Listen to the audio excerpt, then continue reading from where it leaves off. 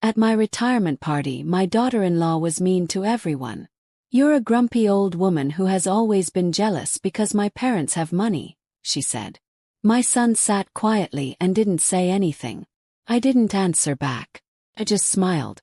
And I got ready to tell a secret that would shock everyone in the room. I'm glad you're here. If you're watching this, please like the video, subscribe, and tell me in the comments where you're hearing my revenge story. I want to know how far it has traveled. That retirement party was supposed to be my special day. After 37 years working as an accountant at Guzman & Associates, they planned this nice party for me at the local country club. There were white tablecloths, fresh flowers, and even a cake with my name written in fancy letters. I should have been happy. Instead, I stood still in the middle of the room, watching my son Daniel while his wife Fernanda called me a grumpy old woman. "You're just bitter because my parents have money," Fernanda said. Her voice was sharp and hurt like a slap. Her perfectly painted fingernail pointed at me like I had done something wrong. Her designer dress sparkled under the fancy lights as she added, "You've always been jealous of our lifestyle." The room went silent. My old co-workers, my neighbors, even the people serving food stopped what they were doing to watch. I felt my face getting hot with embarrassment. Fernanda kept talking in a casual, almost bored voice while looking at Daniel. "You're useless now. You should accept that and stop trying to be part of our lives. Useless now." Those words kept repeating in my head as I looked at him. This 35-year-old man I raised by myself after his father died when he was only 8 years old. The boy I worked extra jobs for. The teenager I sent to a private school, even though that meant eating beans and rice for weeks. Fernanda kept talking, her voice getting happier with each word. "The truth is, Laura, it's embarrassing how you try to compete with us. We know you're struggling for money. Daniel told me about your apartment and your old car. It's sad, really."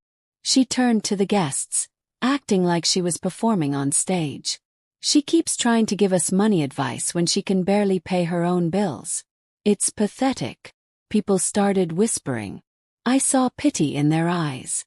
They looked away when I tried to meet their eyes.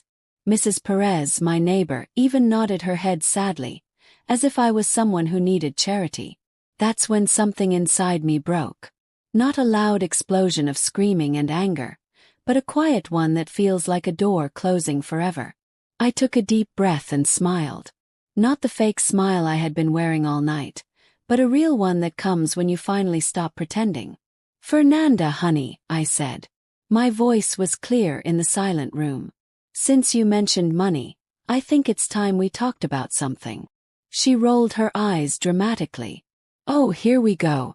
Another lecture about saving $2. I interrupted her without stopping my smile. "Your parents owe me $2,437,612.18. The color drained from her face so fast I thought she might faint.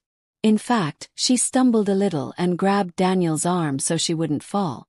"What are you talking about?" she asked, but her confidence was gone. I turned to speak to the crowd, just like Fernanda had been doing. "You see, a few years ago, Fernanda's parents needed a really big loan. $2 million to be exact. They were having money problems." Fernanda's mouth opened and closed like a fish out of water. "No, you can't." "I can and I am," I replied calmly. "The loan was made 3 years ago with very fair terms. 5% interest to be paid back in 7 years. Of course, so far they've only paid about 6 months' worth." People were watching but not with pity anymore. They looked from Fernanda to me with fascination, like they were watching a tennis match. "That's impossible," she whispered, but her voice cracked. I reached into my pocket and took out my cell phone. With a few taps, I opened my banking app and showed the screen to the crowd. "Does anyone want to see the loan papers? Everything is completely legal." Daniel walked closer, squinting at the screen. His face turned pale when he saw the numbers. "Mom, what is this? How?" $2,437, 612.18, I said in a clear voice. "That's what your wife's parents owe me right now, including the unpaid interest." Fernanda made a strange sound and had to grab the back of a chair to keep from falling. "This must be a mistake. You're an accountant. You live in that little apartment. You drive a 15-year-old Honda. Yes, I drive a 15-year-old Honda, I said. And yes, I live in a small apartment. But you know what they say about making assumptions, dear. The room was completely silent except for the soft jazz music that kept playing from the speakers, creating an almost strange background for the scene. You see, I continued, my voice getting stronger with every word. Your parents came to me 3 years ago desperate. Their business was going bankrupt, and they needed money immediately. They had heard from friends that I could help them. Fernanda shook her head, her eyes wide. No, no, no. My parents have money. They've always had it. They paid for our wedding. They bought the house. With my money, I answered without hesitation. Every dollar your parents have spent in the last 3 years came from that loan. Daniel collapsed into the nearest chair, looking pale and confused. But you always said you didn't have much. You said you were barely surviving on your salary. I said I lived simply, I corrected. I never said I was poor. Fernanda's breathing became fast and shallow. She kept looking around as if searching for an escape. This is crazy. You're lying. You're making this up because you're a bitter, jealous woman. Do you want me to call your parents right now? I asked, pulling up their number on my phone. I'm sure they would be happy to confirm the details. No, Fernanda shouted, almost hysterical, and then immediately lowered her voice when she realized how loud she had been. No, don't do that. Why not, honey? If I'm lying, I'd be happy to clear up the truth. Fernanda's face crumbled. For a moment, she looked like a lost little girl instead of the fancy woman who had torn me apart just minutes before. Please, she whispered. Please don't do this. But I was done pleasing people who never gave me the same respect. I was done being treated like a burden by the family I had given everything for.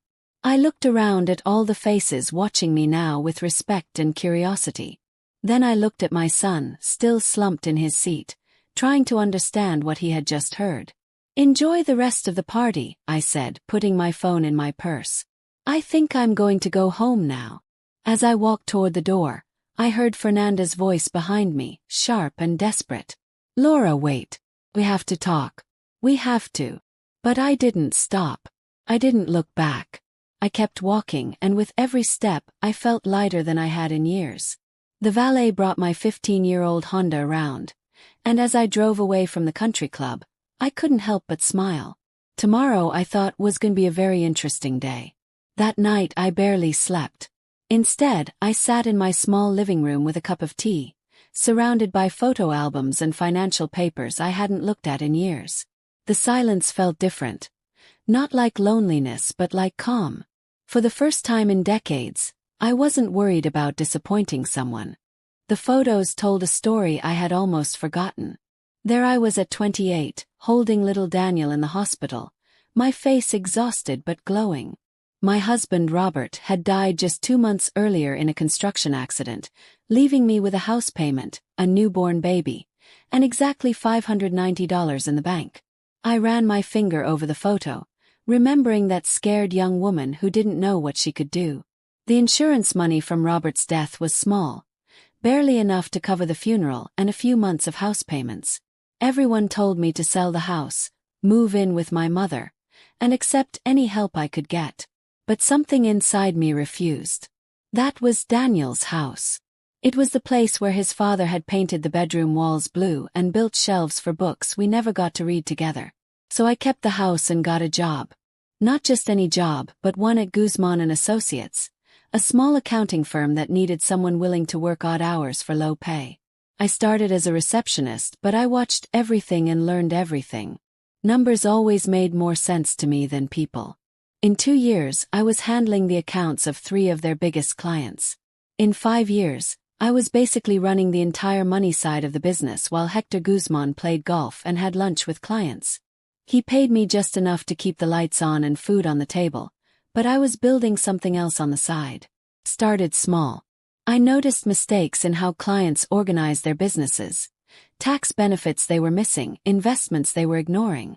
I started giving quiet suggestions that saved them thousands of dollars, and word got around. Soon I was giving money advice on nights and weekends to small business owners who couldn't afford the big firms but needed someone who understood money. I charged fair prices and delivered excellent results. My reputation grew.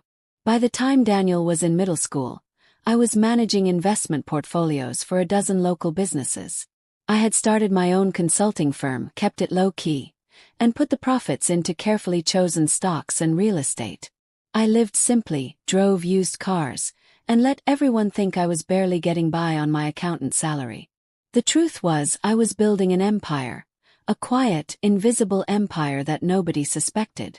I learned early that people treat you differently when they think you have money. They ask for things, they expect things, they feel entitled to a piece of your success. I watched how the wealthy clients at Guzman and Associates dealt with constant pressure from their families, the endless requests for loans and favors, the way their children grew up expecting everything to be handed to them. I didn't want that for Daniel. I wanted him to have a normal childhood and develop his own sense of hard work and values.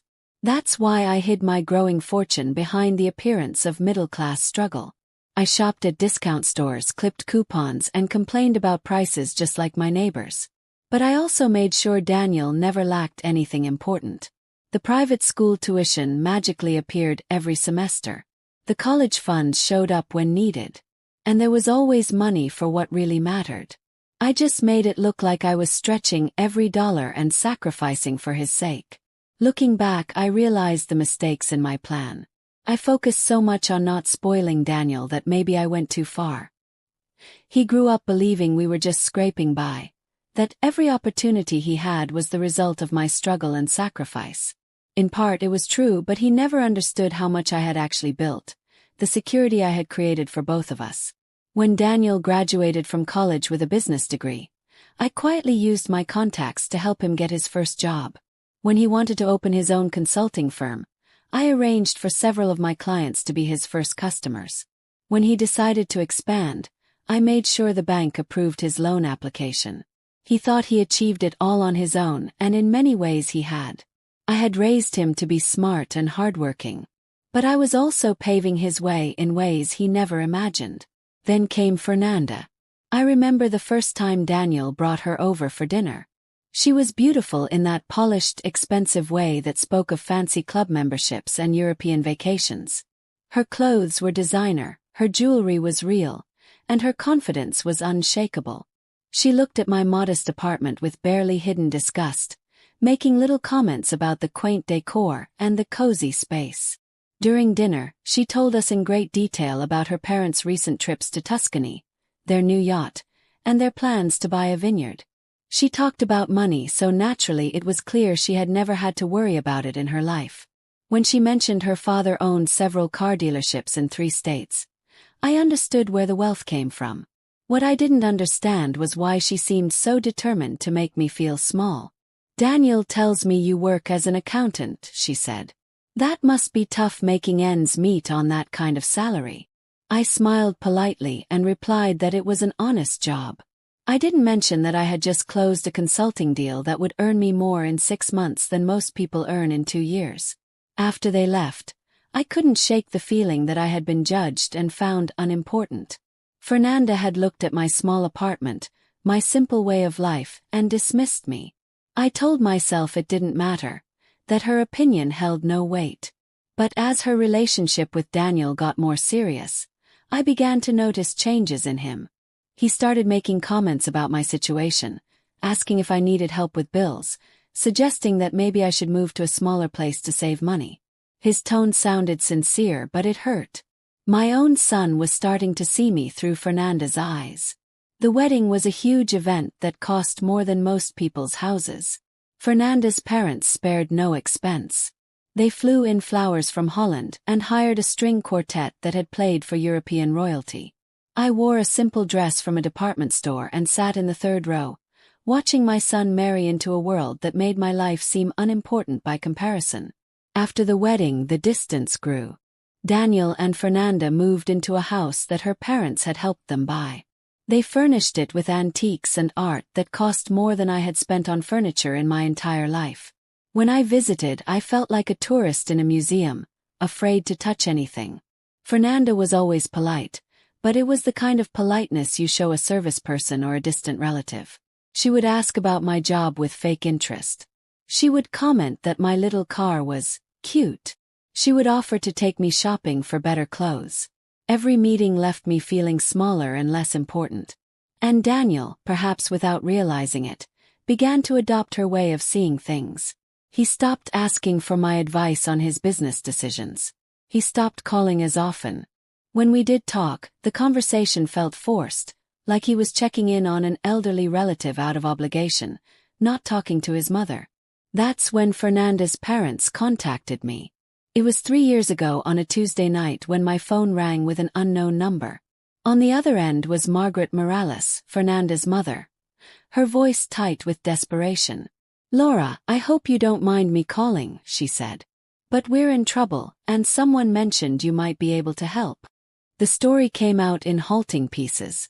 Bad investments, market downturns, cash flow problems that had spiraled out of control. The car dealerships were losing money, creditors were circling, and bankruptcy was coming. They needed money immediately, and traditional banks had already turned them down. "We heard from friends that you might have some resources," Margaret said carefully. "Connections perhaps, or knowledge of private lenders." I almost laughed. This was the woman who had looked down on me for years, now calling the poor accountant for help. But something in her tone stopped me. A real fear, the terror of losing everything they had built, everything that defined their family's identity.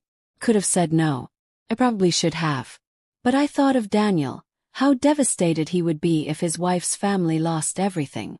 I thought of Fernanda with all her flaws, and how this would shatter the world she grew up in. And maybe deep down I thought this could be a bridge, a way to finally be seen as someone valuable and worthy of respect. "How much do you need?" I asked. The number was staggering. $2 million. More money than most people see in a lifetime. But I had it, tucked away in investment accounts that had been growing steadily for decades. We met the next day at a lawyer's office downtown. Margaret and Richard Morales sat across from me, their faces pale with stress and shame. The lawyer, a sharp woman in her 50s who specialized in private loans, explained the terms. 5% interest, paid monthly over 7 years, with personal guarantees from Richard and Margaret, and an agreement to tell immediate family members about the loan structure. Though in the end, that disclosure never happened. The Morales family made it clear they wanted to keep everything private to maintain their dignity and their daughter's respect. I understood.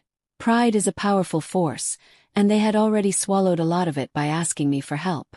So we set it up as a private investment in their business, with documents that would only become important if they didn't pay.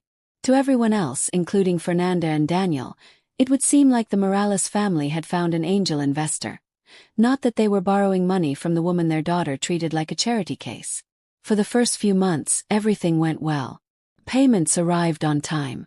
The business stabilized, and the Morales family maintained their lifestyle. Fernanda never knew how close they had come to losing it all, or who had saved them. But then the payments started coming late.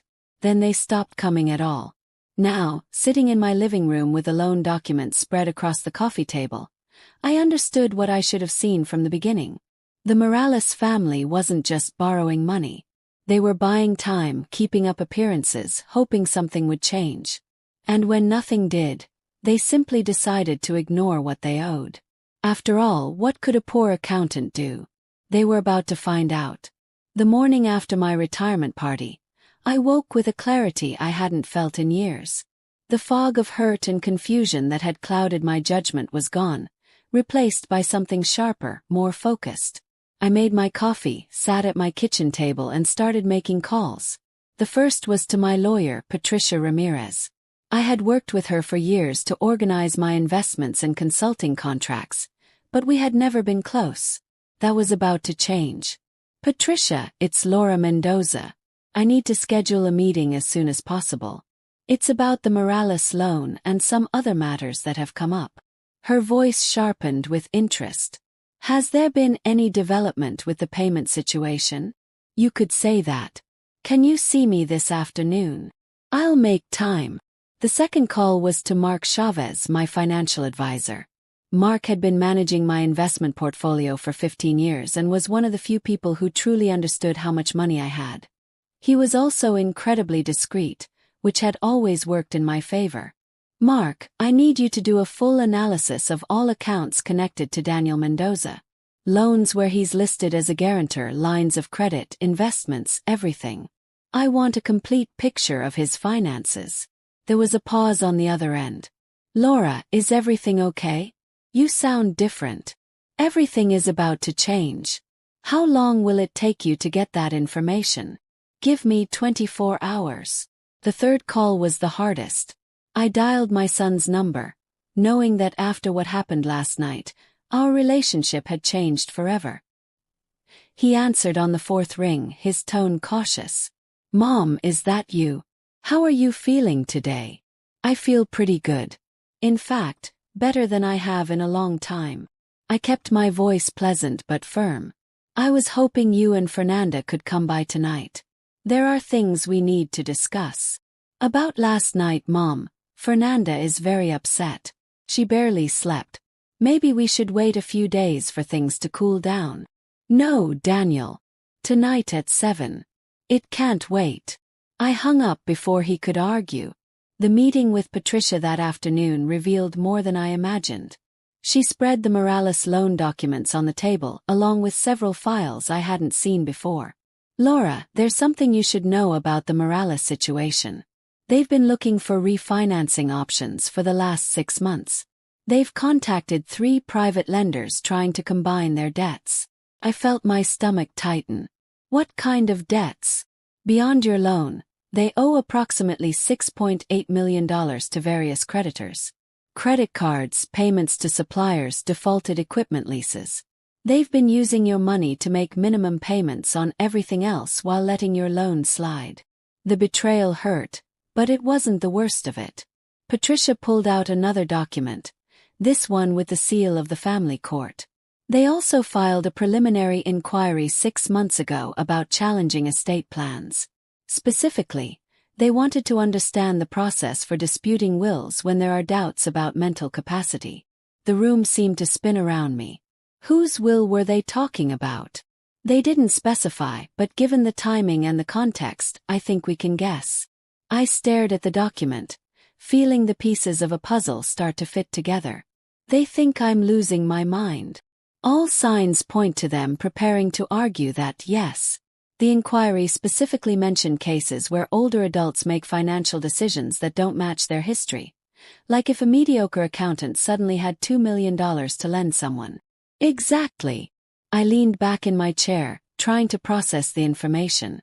The Morales family hadn't just defaulted on their debt. They were planning to argue I was never mentally capable of granting the loan in the first place. If they could prove I was mentally incapacitated at the time, they could void the entire agreement. Patricia, I need you to do something for me. I want a full psychiatric evaluation done by the most respected neuropsychologist in the state. Memory exams, cognitive tests, everything. And I wanted on record that I requested this study myself, demonstrating clear judgment. She nodded as she took notes. That's smart. It establishes a baseline of your competence and shows you're taking preventative measures. There's more. I want you to prepare a new will.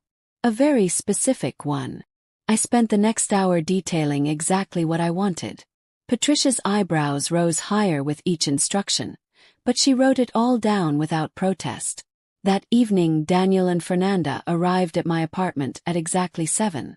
Fernanda looked like she had been crying. Her perfect makeup was slightly smudged. Daniel looked nervous, playing with his car keys. Please sit down, I said, gesturing to my small living room. Would you like something to drink?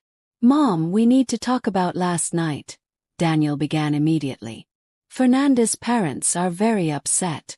They say you're confused about some money issue, but they don't want to embarrass you. I stopped him.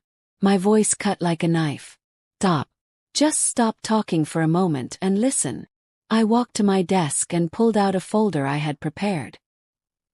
Here are copies of all the loan documents between your wife's parents and me.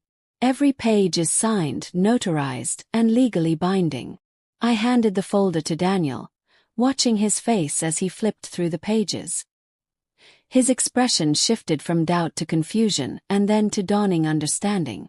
This is real, he said softly. Very real. $2 million loan 3 years ago. They stopped paying completely 8 months ago. The current amount owed, including interest and penalties, is $2,612,418. Fernanda finally spoke, her voice barely a whisper. How do you have that much money? I earned it. Over 30 years of careful investing and business consulting. While you thought I was a miserable old woman barely surviving, I was building a financial portfolio that makes your parents' car dealerships look like a lemonade stand. Daniel set the folder on the table, his hands shaking. But you never said. You always acted like money was tight. You live in this small apartment. You drive that old car. Because I choose to. Because I learned a long time ago that when people know you have money, they look at you like a resource, not a person. I looked directly at Fernanda. Your parents came to me because they were on the verge of bankruptcy. They begged me to help them. They promised they would be on time with payments. They pleaded for it to be kept a secret to protect their dignity. I agreed because I thought it would help my son's marriage. Fernanda's face had gone completely pale. They told me they found an investor, a businessman who believed in the company. I am that businessman, Fernanda. I was the one who saved your parents from losing everything. I made it possible for them to keep their lifestyle, to keep funding your expensive tastes, to hold their place in your social circle. Daniel ran his hands through his hair, a gesture I remembered from his childhood when he felt overwhelmed. I don't understand. If you have all this money, why did you let us think otherwise? Why did you let me worry about your retirement, about your future security? The crack in his voice almost made me hesitate, but I pushed on. Because I wanted you to love me for who I am, not for what I have. I wanted to know that you valued our relationship, not just my ability to solve your problems with money. And now? Fernanda asked, her voice hollow. I pulled out my phone and showed them a recording app. Now I know exactly what you think of me. Last night, in front of 50 people, you called me bitter, pathetic, useless. You made it clear that you see me as a burden, a shame. I played a clip from the audio of the night before, their own voices filling the small living room with cruel words. Fernanda flinched, hearing herself call me a bitter old hag. I recorded everything, I said simply. The whole conversation is documented. Daniel leaned forward, his face desperate. Mom, we were upset. We said things we didn't mean. No, Daniel. Fernanda said exactly what she meant. She said what she's been thinking for years, what Fernanda has been repeating to you about me. That I'm worthless. That I have nothing to contribute. That my presence in your lives is an annoyance. I got up and walked to the window, looking out at the city lights. What you don't know is that I've been supporting your lifestyle for years. That consulting firm you started. 3 of your first 5 clients were companies I recommended to you. The bank loan for your expansion. I quietly guaranteed it through a subsidiary company. The silence behind me was deafening. That house you live in.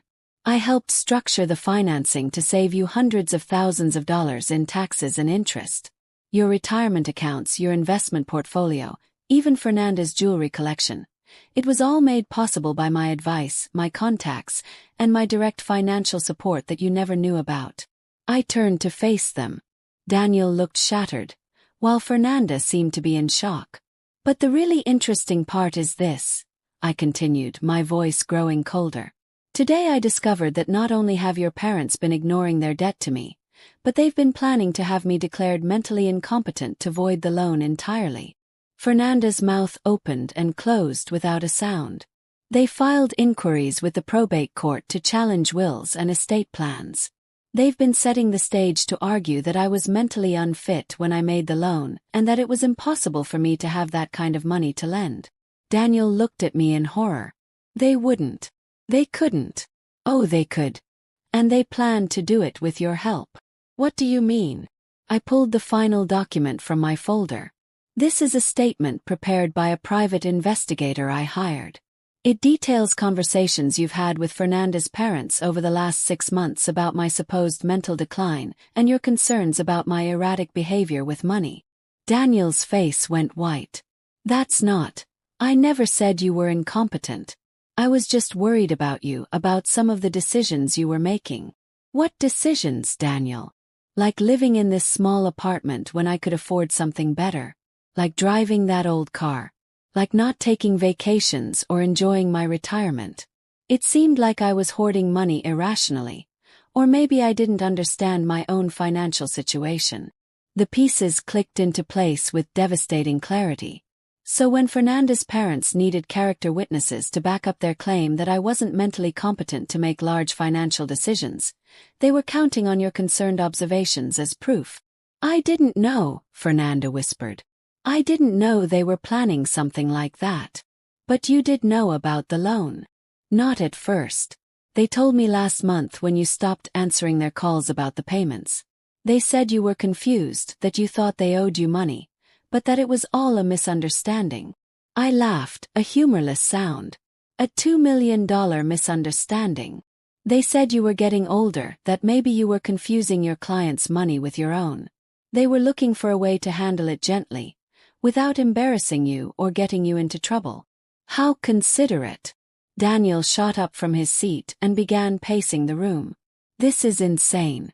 This is all completely insane. Turns out my mother is a millionaire. My in-laws are con artists. And my wife's family has been planning to legally destroy you. That's a pretty accurate summary. He turned to me with a desperate expression. What happens now? I looked at him, remembering how he had allowed his wife to destroy me while he sat by. Then I fixed my gaze on Fernanda. As beautiful as she was, arrogant, completely unprepared for the world that was about to collapse on her. Now, I said softly, you are both going to learn what it really costs to treat someone as disposable. The next morning, I began to take apart the invisible system that had supported my son's life with the careful precision of a surgeon removing a tumor. Each cut was clean, calculated, and permanent. My first stop was at First National Bank, where I had maintained business relationships for over 20 years. James Monto, a senior vice president, greeted me with the warmth reserved for clients whose portfolios command respect. Laura, what a pleasure to see you. How was your retirement party? I heard it was quite an event. It was revealing, James. In fact, that's why I'm here. I need to make some changes to several accounts and lines of credit. We sat in his office, surrounded by mahogany furniture and photos of James with various local figures. I took out a folder with loan documents and guarantee contracts that Daniel never knew existed. I need to withdraw as guarantor for the Mendoza Consulting credit line, I said, sliding the papers across his desk. James frowned as he reviewed them. This is a considerable line, Laura. $1.2 million. Your guarantee was what made this loan possible. Without it, the credit will have to be restructured based solely on the company's current assets and cash flow, which may not secure the same terms or amount. That is a problem for Mr. Mendoza to solve. James watched me carefully, understanding this was not a typical business decision. Are you sure about this? Once we make the change, there's no way to reverse it without starting the whole process over. I'm completely sure. My second stop was at Valley Investments, where Mark Chavez managed my portfolio. His office was more modern than James's, with glass walls, steel frames, and abstract art. The conversation, however, was just as direct. The analysis you requested is ready, Mark said, handing me a thick report. Your son's financial situation is more fragile than I imagined. I flipped through the pages and saw confirmed in black and white what I suspected. Daniel's consulting business was loaded with debt, propped up by credit lines I had guaranteed and clients I had personally recommended. His personal finances were stretched to the limit, with mortgage payments on a house that was underwater, 2 luxury car payments, and mounting credit card debt. Without the revenue from those 3 main clients, his cash flow will be negative in less than 60 days, Mark explained. Those 3 clients were companies I had worked with for years, businesses I had steered toward Daniel when he was just starting out. They stayed with him partly out of loyalty to me and partly because I would quietly review his work and make necessary corrections to ensure their satisfaction. I want you to contact Reynolds Manufacturing, Hidalgo Group, and Perez Logistics, I said. Inform them that I will be personally taking over their accounts from now on. Mark raised an eyebrow. That represents about 60% of Mendoza Consulting's revenue. Yes, it does. Laura, I have to ask, is everything all right? These seem like very drastic measures. I remembered Daniel's words from the other night. His contempt, the way he dismissed me as useless. Everything is exactly as it should be, Mark. My third stop was the most difficult. Margaret Morales agreed to meet me for lunch at the country club, where just 2 days earlier my retirement party had been held. She looked older than I remembered, with deeper lines around her eyes and her usual composure slightly fractured. Laura, thank you for agreeing to meet. I hope we can resolve this amicably. We sat at a quiet table overlooking the golf course, the same one where Fernanda had called me pathetic in front of all my colleagues. The irony was not lost on me. Margaret, I'm going to be blunt. I know about the inquiries at the probate court. I know about your plans to challenge my mental capacity. And I know you've been using money from my loan to cover other debts while ignoring what you owe me. Her face paled, but she maintained a dignified front. I don't know what you're talking about. I placed a folder on the table between us.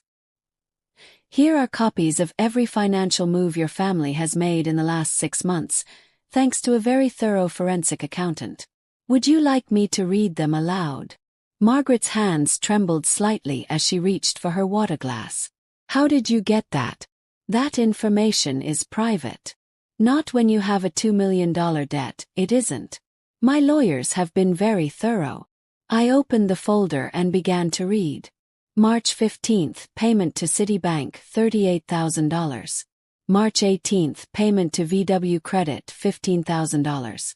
March 22nd, payment to Fernanda's credit card, $24,000. Margaret's composure finally broke. Please stop. April 3rd, transfer to Fernanda's account for her European vacation, $47,000. April 7th, payment to the country club for her bachelorette party, $10,000. I said stop. I closed the folder. Every one of those payments was made with money from my loan. Money you promised to use to stabilize your business. Instead, you've been funding your daughter's lifestyle while plotting to have me declared mentally incompetent so you wouldn't have to pay me back. Margaret looked down at her untouched salad. Her voice was barely a whisper. We were desperate. The business went under faster than we thought. We thought if we just kept up appearances a little longer, something would turn around. And if it didn't? She didn't answer. You were going to destroy my reputation, question my sanity, and possibly have me declared incompetent just to avoid paying back money you took in good faith. It wasn't supposed to be like this. But it is, and now there are consequences. I pulled out a formal notice that Patricia had prepared. This is a demand for immediate payment of the full balance plus penalties. $2.6 million due within 30 days. Margaret's face went white. We don't have that kind of money.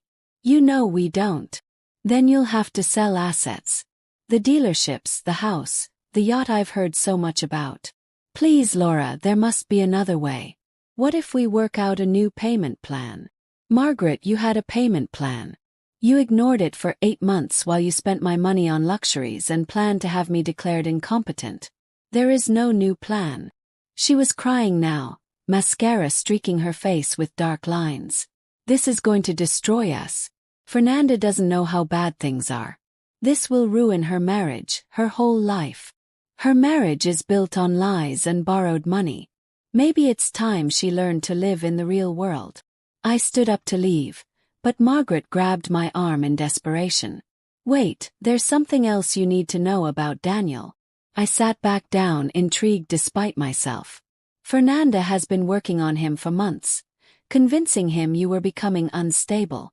She's been recording every conversation you've had, every decision that seemed odd to her. She was building a case. A case for what? To have you declared incompetent. She wanted Daniel to petition for legal guardianship of your affairs. I felt the restaurant tilt around me. Guardianship. She convinced him you needed protection from yourself, that you were making bad financial decisions and someone needed to manage your money before you lost it all. A cold fury washed over me. She wanted control of my assets. She thought, like everyone, that you might have a few $100,000 saved up, enough to be worth managing, but not so much that it would matter in the long run. And Daniel agreed to this. Margaret nodded sadly. He loves you, Laura. He really does. But Fernanda made it seem like he was protecting you. She showed him articles about financial abuse of the elderly, stories of seniors who lost their savings to scams. She made him believe that taking control of my finances was an act of love. I stared out at the golf course, processing this information. My own son had been willing to take away my autonomy, to treat me like a child unable to manage her own affairs, all because his wife convinced him it was for my own good. When was this supposed to happen? Soon. Fernanda was waiting for one more incident, something she could point to as proof of decline. She thought your retirement party might be the opportunity. And it was, wasn't it? My revelation about the loan. She'll claim that proves you're delusional. Margaret looked down, ashamed. That was the plan. I stood up again, this time with resolve. Thank you for telling me the truth, Margaret. It doesn't change anything about the loan, but at least now I understand the full picture. What happens now? I looked at this woman who had raised the daughter-in-law who systematically poisoned my relationship with my son, who had taken my money while plotting my destruction. Now you face the consequences of your choices. All of you. That night, I sat in my small apartment, reviewing the day's events. 3 calls had already come in from Daniel. Apparently, the business line of credit had been frozen pending restructuring, and 2 of his most important clients had cancelled their contracts. I let each call go straight to voicemail. The 4th call was from Fernanda. Her voice sounded shrill and desperate. Laura, we need to talk.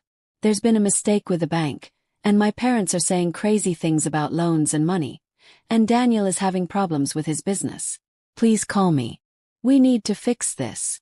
I deleted the message and poured myself a glass of wine. Outside my window, the city glittered in the darkness, full of people living their lives, making choices and facing consequences. Tomorrow I would take the next step. Tonight I would enjoy the silence. For the first time in years, no one was taking anything from me. No one was manipulating me, using me, or planning my downfall. I was finally completely in command of my life. And it felt magnificent. The desperate attempts to reconcile began exactly 72 hours after I froze Daniel's line of credit. I was in the kitchen making breakfast when I heard frantic knocking on the door, followed by Fernanda's voice calling through the wood. Laura, please, I know you're in there. We need to talk. This has gotten out of hand.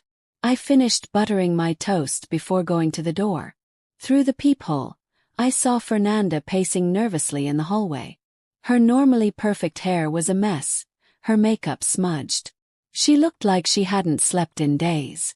I opened the door but didn't invite her in. Hello, Fernanda. You look tired. Please, she said, her voice breaking. Please, can we just sit down and talk about this? It's been a terrible misunderstanding. There has been no misunderstanding. Do you want me to play the recording from my retirement party? The one where you called me a bitter old hag. She flinched as if I'd slapped her. I was upset. I said things I didn't mean. People say things when they're emotional. People show who they really are when they're emotional. That's when the masks come off. Fernanda's eyes filled with tears, and for a moment, I almost felt sorry for her. Almost. My parents are losing everything, she whispered. The bank is foreclosing on the dealerships. They're talking about selling the house. Daniel's business is falling apart. His clients are leaving. His line of credit is frozen. We might lose our house too. I imagine that must be very stressful for you. Don't you care? Daniel is your son. Don't you care what this is doing to him? I leaned against the doorframe, looking at this young woman who had spent 3 years treating me like an inconvenient relative she was forced to tolerate. Tell me, Fernanda, when you were planning to have me declared mentally incompetent, did you think about what that would do to me? Her face went pale. I don't know what you're talking about. Your mother told me everything. The guardianship plan, the way you've been documenting my behavior, convincing him I needed protection from myself. You wanted to take over my finances and treat me like a child unable to manage her own affairs. Fernanda's mouth opened and closed, but no words came out. The irony is beautiful, isn't it? You thought I was some pathetic old woman with maybe a few $100,000 for you to manage for me. Instead, you found out I have enough money to end your entire family's financial stability with a single phone call. Please, she said again, but the word came out choked. Please what? Please let your family keep the money they stole from me. Please pretend you didn't spend 3 years treating me with contempt.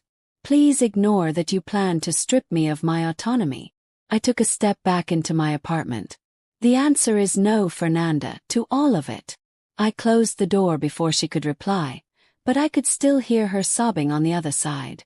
A part of me, the part that raised Daniel alone, the part that always tried to be the peacemaker, wanted to open the door and comfort her. But that part died at my retirement party when my own son called me useless. An hour later, Daniel arrived. He looked haggard, older than his 35 years, wearing clothes that looked like he'd slept in them. I let him in this time, but I didn't offer him coffee or ask him to sit down. Mom, you have to stop this. Whatever point you're trying to make, I get it. You're angry, and you have every right to be. But this is destroying innocent people. Innocent people. I raised an eyebrow. Your wife was planning to have me declared incompetent to control my money. Your in-laws borrowed $2 million from me, then planned to claim I was mentally unfit to have made the loan. Where do you see innocence in any of this? Daniel ran his hands through his hair, a gesture so familiar from his childhood it squeezed my heart despite everything. I didn't know about any of that. I swear, Mom, I had no idea what they were plotting. But you did think I was becoming unstable. He was silent for a long moment. I was worried about some of your choices. Living in this small apartment when you could afford better, driving that old car, not taking vacations. It seemed like you might be having trouble managing your money properly. So you were willing to take away my right to choose. I thought I was protecting you. From what? From living the way I wanted to live. From spending my money how I saw fit. From making decisions that might hurt you in the long run. I looked at my son, this man I had raised to be strong and independent, who had still been so easily manipulated into believing his mother was incapable. Daniel, I have been successfully managing money for 30 years. I built a consulting business from nothing. I amassed a fortune you can't even imagine. I made investments that turned thousands into millions. And you thought I needed your protection. I didn't know about any of that. You never told me. Because I wanted you to love me for who I am, not for what I have. I wanted our relationship to be real. His voice broke. It is real, Mom. I do love you. No, Daniel. You love the version of me that you could feel superior to. The struggling accountant who needed your concern and your control. You don't want the successful businesswoman who has been propping up your career from the shadows for years. That's not true. I walked to my desk and pulled out a folder I had already prepared. Here are copies of every favor I did for you, every client I recommended, every credit line I guaranteed, every obstacle I quietly removed from your path. For 15 years, I ensured your success while letting you believe you did it all alone. Daniel took the folder with trembling hands, flipping through pages of bank statements, letters of recommendation, and guarantee contracts he had never seen before. Why? He whispered. Because I wanted you to have confidence in yourself. I wanted you to believe in your abilities. But I also wanted to protect you from failure. And now you get to find out what you can really achieve without my help. Mom, please. I know I was wrong, but I'm your son. Doesn't that mean anything? I looked at this man who shared my eyes and my stubborn chin, the center of my world for 35 years. It means everything, Daniel. That's why this hurts so much. Then don't do it. Don't destroy my marriage, my business, my whole life over something that can't be undone. I'm not destroying anything. I'm just stopping my support. You're an adult with a college degree and 15 years of business experience. If you can't maintain your lifestyle without your mother's secret help, then maybe that lifestyle was never sustainable. And what about Fernanda? She made mistakes, but she loves me. She's pregnant, Mom. I felt my heart stop for a beat. What? She's 8 weeks pregnant. We just found out yesterday. She's terrified about what's happening with our finances and with her parents. That stress can't be good for the baby. For a moment, the room was completely silent. A grandchild. Another chance at family.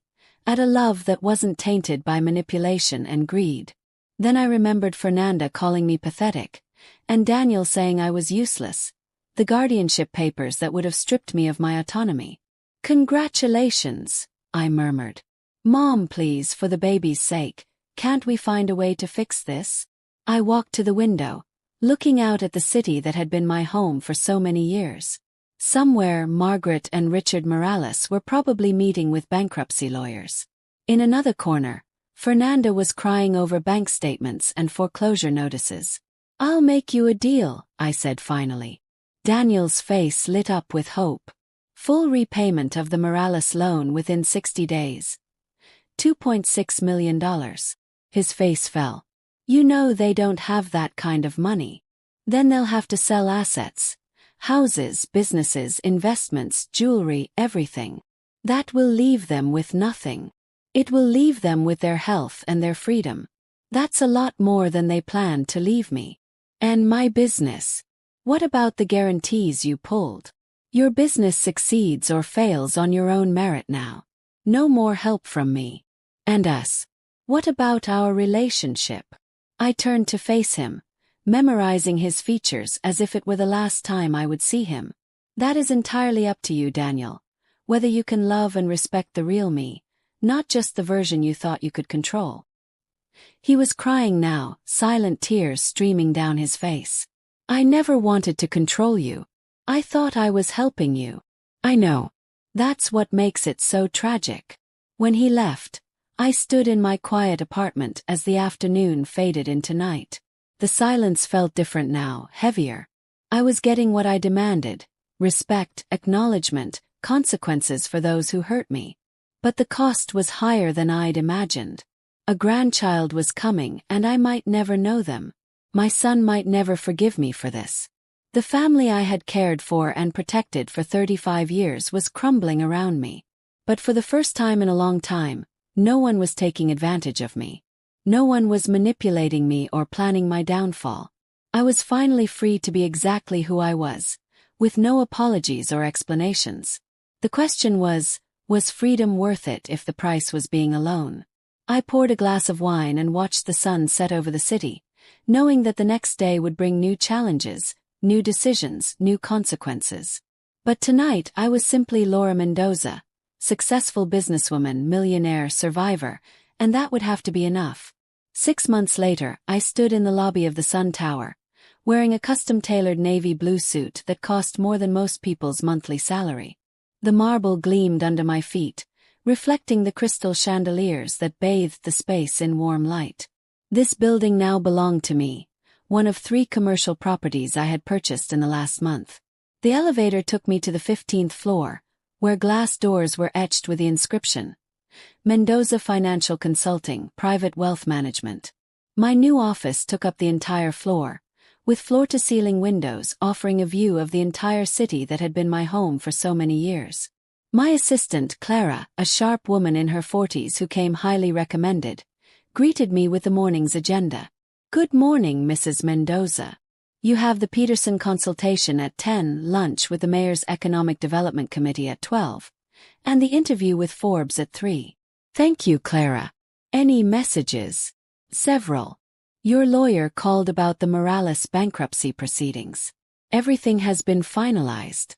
Your accountant needs to review some tax implications of the new acquisitions, and, she hesitated, "Your son called again. It's the 4th time this week." I nodded, taking the note without looking at it. "Hold all calls until after the Peterson meeting." The transformation had started slowly and then all at once. After Daniel left my apartment that day, I made a decision that changed everything. I was no longer going to hide who I was. Within a week, I hired the city's top image consultant, revamped my wardrobe, had professional photos taken, registered Mendoza Financial as a full-service wealth management firm, and started reaching out to the network of contacts I had built over 3 decades. The response was immediate and overwhelming. Apparently, for years there had been rumors of a mysterious investor who moved money intelligently behind the scenes. When I stepped out of the shadows, clients lined up to work with a woman who had quietly built a fortune while maintaining the very discretion they valued. My first big move was convincing 3 family trusts with a combined value of over $1 billion to transfer their portfolios to my firm. The news spread like wildfire through the city's wealthy circles. Laura Mendoza was the real deal. The Morales bankruptcy was swift and brutal. Unable to meet my payment demands, they were forced to sell everything. The car dealerships were sold to a competitor for pennies on the dollar. The house went to settle debts. The yacht, the art collection, even Margaret's jewelry. It all ended up at auction. They moved into a simple apartment on the other side of town, both taking jobs they were overqualified for but desperately needed. Richard worked as a sales manager at a used car lot owned by his former competitor. Margaret worked part-time at a real estate agency, showing houses she could never live in again. Fernanda was devastated. The pregnancy had been difficult, marked by stress and the drastic change in her circumstances. She lost the designer clothes, the spa treatments, the lifestyle that once defined her. The worst part was witnessing her parents' humiliation, knowing it was partly her fault. Daniel's business initially struggled without my support, but he proved to be more resilient than I imagined. He cut expenses, moved to a smaller office, and focused on building real relationships with clients instead of relying on my referrals. It was more work for less profit, but it was more honest. They sold the house I had helped them buy and moved into a 3-bedroom home in a middle-class neighborhood. Daniel drove a used sedan instead of a luxury car. Fernanda shopped at Target instead of Nordstrom. But they were getting by. The baby was born 3 months ago, a healthy girl they named Emily. The birth announcement was simple, sent by mail with a small photo. No fancy parties or expensive gifts from the grandparents. Just a quiet welcome for a new life in an uncertain world. I stared at that photo for a long time, memorizing the tiny features of my granddaughter, wondering if I would ever hold her, if I would ever know her laugh or comfort her cries. The interview with Forbes that afternoon was supposed to be about my business accomplishments, but the journalist was more interested in the personal story. "You've become something of a legend in financial circles," she said, her recorder capturing every word. "The accountant who secretly built an empire. What made you keep it hidden for so long?" I thought carefully before answering. I learned early on that people's perception changes when they know you have money. They start to see you as a resource, not a person. I wanted my relationships to be based on who I was, not what I owned. And did that strategy work? I smiled a sad smile. It revealed exactly what my relationships were truly worth. "It's been 6 months since you became estranged from your son. Do you have any regrets about how you handled the situation?" "I regret that it was necessary. I don't regret standing up for myself." "What would it take for a reconciliation?" That question stayed with me long after the interview was over. What would it take? An apology would be a start, but it wouldn't be enough. Real change, genuine respect, acknowledgement of the harm done. All of that takes time to grow and even longer to prove. I was still thinking about it that night, reviewing acquisition proposals in my luxury apartment. I had finally moved out of my modest rental. Then the doorman called. "Mrs. Mendoza, there's a young woman here with a baby. She says she's your daughter-in-law. Should I let her up?" I hesitated for a long moment. "Yes, send her up." 5 minutes later, I opened the door to find Fernanda in the hallway, holding a small pink bundle in her arms. She looked different, more mature, more tired, but somehow more authentic. Her hair was pulled back in a simple ponytail. She wore jeans and a sweater instead of designer clothes. And in her eyes, there was something that wasn't there before: humility. "Hello, Laura. Thank you for seeing me. Come in." She walked into my new living room, taking in the expensive furniture, the original artwork, the floor-to-ceiling windows with their breathtaking view. But her gaze quickly returned to the baby in her arms. "This is Emily," she said softly. "Your granddaughter." I looked at the sleeping infant, feeling my heart ache with a longing I had suppressed for months.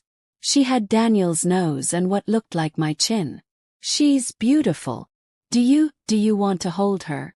With trembling hands, I reached for my granddaughter. She was so light, so perfect, so completely innocent of all the pain and betrayal that had brought us to this point. "I owe you an apology," Fernanda said, almost in a whisper. "Not just for what I said at your party, but for everything. For the way I treated you, for convincing Daniel to see you as a burden instead of the extraordinary woman you are." I looked up from the baby to study Fernanda's face. The arrogance was gone, replaced by sincere remorse.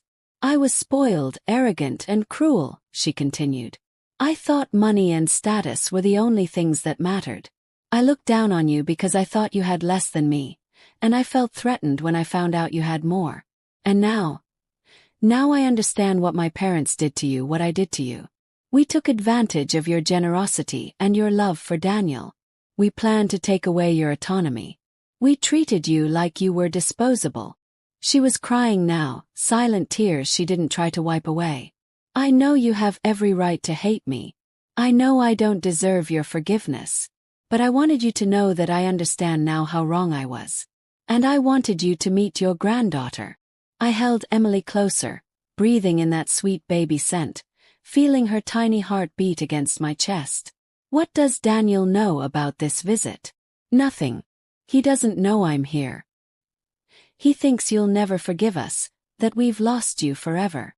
"And what do you think?" Fernanda was quiet for a long time. "I think that would be fair. But I hope that one day you'll give us a chance to earn back your trust.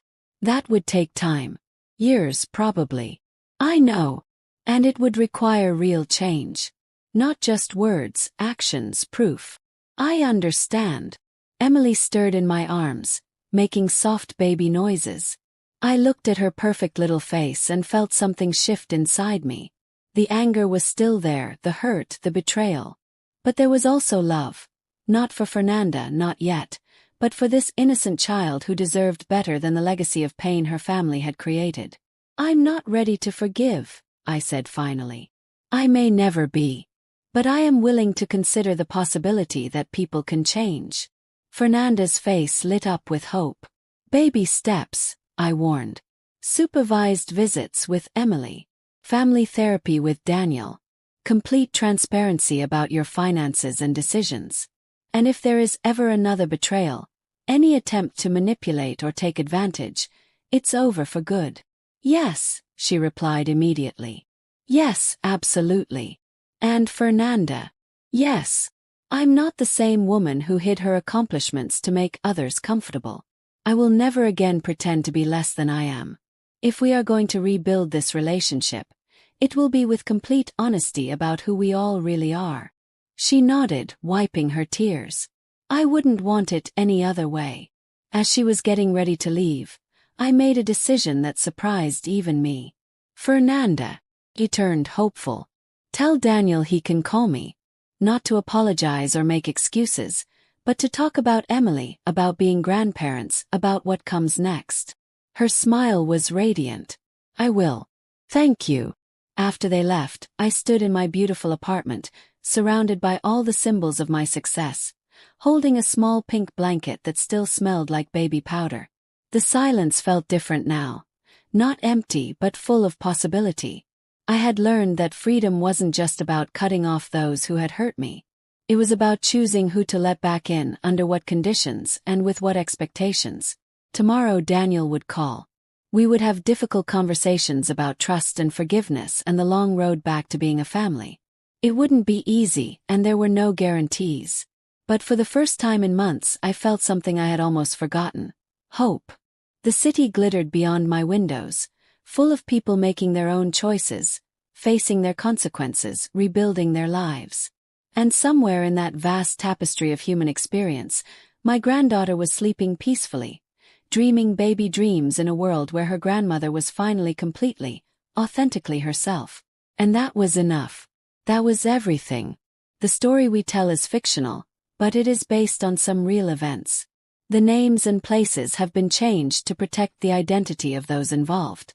We don't tell this to judge, but in the hope that someone will listen and stop to think. How many mothers are suffering in silence within their own homes? I'm genuinely curious. If it were you in my place, what would you do? Would you choose to stay silent to keep the peace? Or would you dare to confront it all to get your voice back? I want to know what you think, because every story is a candle that can light someone else's path. I firmly believe that courage leads us to better days. Meanwhile, on the end screen, I'm leaving you two of the channel's most beloved stories. I assure you they will surprise you. Thank you for staying until the end.